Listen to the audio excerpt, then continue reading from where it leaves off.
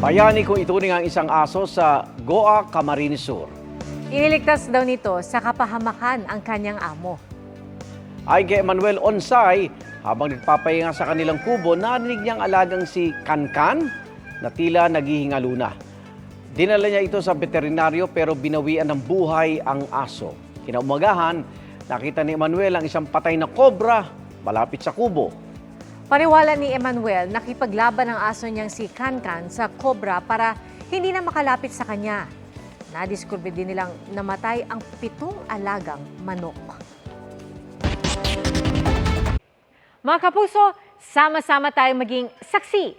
Mag-subscribe sa GMA Integrated News sa YouTube at para sa mga kapuso abroad, samahan niyo kami sa GMA Pinoy TV at sa www.gmanews.tv.